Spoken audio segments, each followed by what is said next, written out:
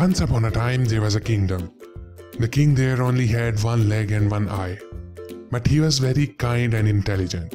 Everyone in his kingdom lived a happy and a healthy life because of their king. One day the king was walking through the palace hallway and saw the portraits of his ancestors. He thought that one day his children will walk in the same hallway and remember all the ancestors through these portraits.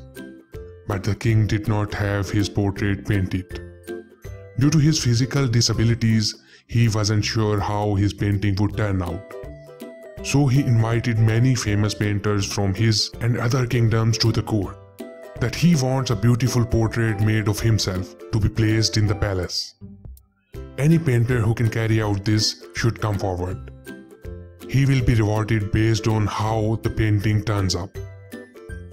All the painters began to think that the king has only one leg and one eye.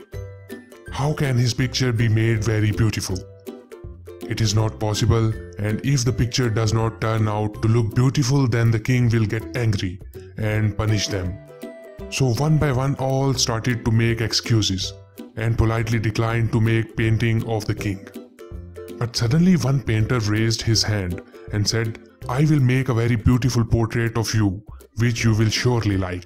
The king became very happy hearing that, and other painters got curious. The king gave him the permission and the painter started drawing the portrait.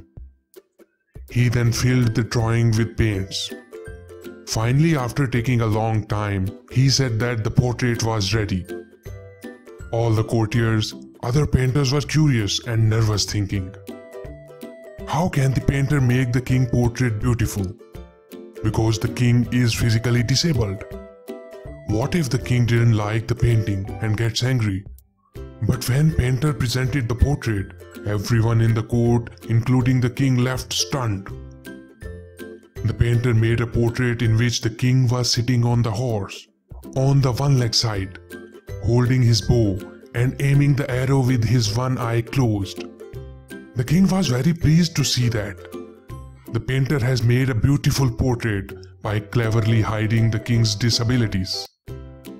The king gave him a great reward. Moral: we should always think positive of others and ignore their deficiencies.